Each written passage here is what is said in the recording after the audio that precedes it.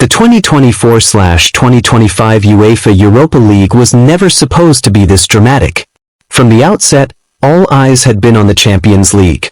But quietly, almost like a subplot gaining traction in a novel, two English powerhouses, Manchester United and Tottenham Hotspur, began carving a path through Europe's second-tier competition with a desperation that spoke volumes.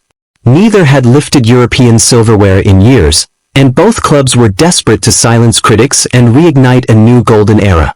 Manchester United, reeling from a turbulent domestic campaign, saw the Europa League as redemption.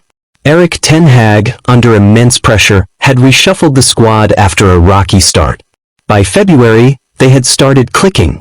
Bruno Fernandes rediscovered his creative spark, while Rasmus Højlund, still just 22, was scoring goals with the composure of a seasoned veteran.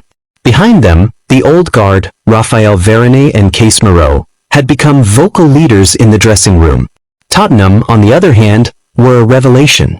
Ange Postecoglou's high-octane football had turned heads in the Premier League, and Spurs brought that flair to Europe. James Maddison was the engine, while Son Heung-min, now club captain, played with the poise of a man on a mission. Young fullbacks Destiny Udeji and Pedro Porro marauded down the wings like heat-seeking missiles. The quarterfinals were a stern test. United barely scraped past AS Roma in a nail-biting second leg at Old Trafford, requiring a late winner from substitute Amad Diallo.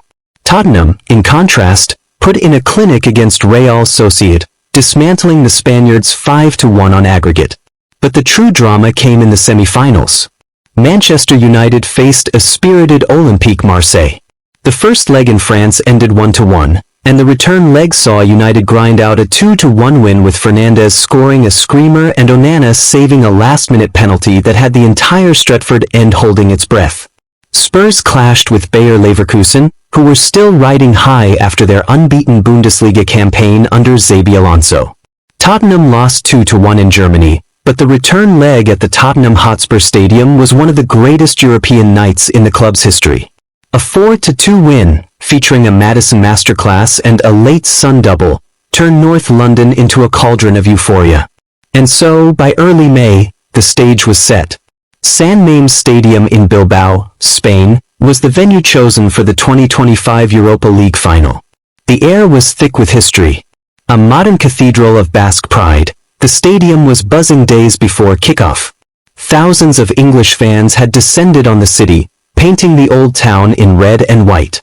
Basque locals, with their quiet pride and love for the beautiful game, welcomed the visitors with warmth and plenty of pink sauce. Inside the stadium, media crews set up camp. UEFA had dubbed it the Battle of England, but the narrative was deeper.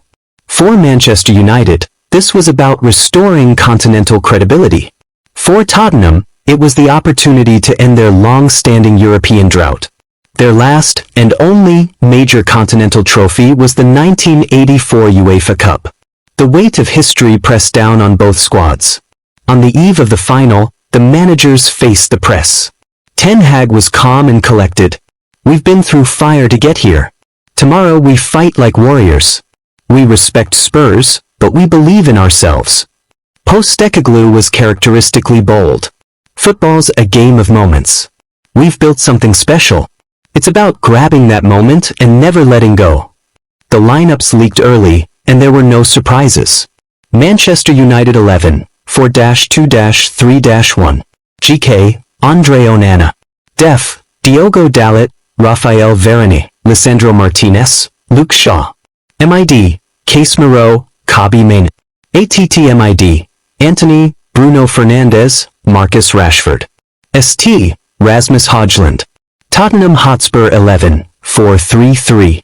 GK, Guillermo Vicario. Def, Pedro Porro, Christian Romero, Mickey van de Ven, Destiny Udeji. MID, Yves Bissouma, Pate Madar Sarr, James Maddison. For Dejan Kulusevski, Son Heung-min, C. Brennan Johnson. Kickoff was set for 2100 hours Central European Time. The world would be watching. The night in Bilbao was electric. Flares crackled. Fans sang their hearts out. The tension was palpable. The referee blew the whistle, and history began to unfold. The opening 20 minutes were cagey. Spurs kept possession well, while United looked dangerous on the counter. Maddison and Fernandes, two creative talismans, played like chess masters, pulling strings and probing defenses. Then in the 28th minute, a breakthrough. Kulusevski skipped past Shaw and squared the ball into the box. Son met it with a venomous left foot strike. Onana dived. The ball clipped the post and went in. 1-0 Tottenham. The Tottenham section erupted. Son ran toward the corner flag, fists clenched, the captain's armband gleaming. But United didn't panic. 5 minutes later, Fernandes floated a pass over the top. Højlund beat Romero for pace, chested the ball down, and fired across Vicario into the bottom corner. 1-1.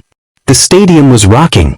Before halftime, Rashford nearly put United ahead, curling an effort inches wide. At the other end, Maddison's free kick smacked the bar. The first half ended with no clear dominance, just mutual respect and unrelenting fire. The second half was even more intense. Casemiro and Bissouma clashed repeatedly in midfield, neither giving an inch. Mainoo, the teenager, played with wisdom beyond his years, helping United transition smoothly. Udigi and Porro continued bombing forward, while Antony's tricky feet teased and tormented. In the 72nd minute, came a moment of pure drama. Bruno Fernandes sent a looping ball into the box. Vicario misjudged the flight. Varane rose highest and scored. Or so it seemed. The linesman raised his flag. Verdict. The stadium held its breath. Replays showed Varane marginally offside. Goal disallowed. On the other end in the 83rd minute, Spurs had their chance. Maddison sent in a teasing corner. Van de Ven nodded it toward goal. Onana got a hand to it. The ball trickled along the goal line before Martinez cleared it with a desperate sliding tackle. Fans screamed. Players collapsed in exhaustion. The scoreboard still read 1-1. By the 90th minute, both benches were preparing for extra time. The fourth official signaled 5 minutes of added time. Then in the 94th minute, one final twist. United launched one last attack. Rashford received a pass on the left, cut inside, and was brought down by Romero right on the edge of the box. Fernandes stepped up. He looked calm. He looked ready. He ran up, struck the ball cleanly. The shot arched it, and smashed against the crossbar. The whistle blew. Full time, Manchester United 1-1 Tottenham Hotspur. Extra time was imminent. The players regrouped. Fatigue set in. Both managers made substitutions. Scott McTominay came on for Casemiro. Richarlison replaced Brennan Johnson. Garnacho entered for Antony. The game resumed, but legs were heavy. Tempers frayed. McTominay clashed with Romero. Son pulled up briefly with a cramp. Fernandes, limping, waved away the physio. He wouldn't leave now. In the 108th minute, Garnacho surged past Udigi and crossed dangerously. Højlund met it, but Vicario made a point-blank save that drew applause from all corners of the stadium. Then, in the 115th, Son went on a blistering run. He fed Maddison, who feinted past Dalot and unleashed a curling shot that brushed the outer post. Nails were bitten. Voices were hoarse. Time ticked on. The fourth official raised his board once more. 3 minutes added. In the 120th, a moment that may never be forgotten. Maddison and Fernandes collided chasing a loose ball. Both fell awkwardly. The referee waved play on. But neither man got up quickly. For a moment, the entire stadium went silent. Then came the final whistle. Manchester United 1-1 Tottenham Hotspur. After extra time. Penalties would decide it, or so it seemed. But just then, dark clouds formed over the stadium. Rain poured. UEFA officials rushed out.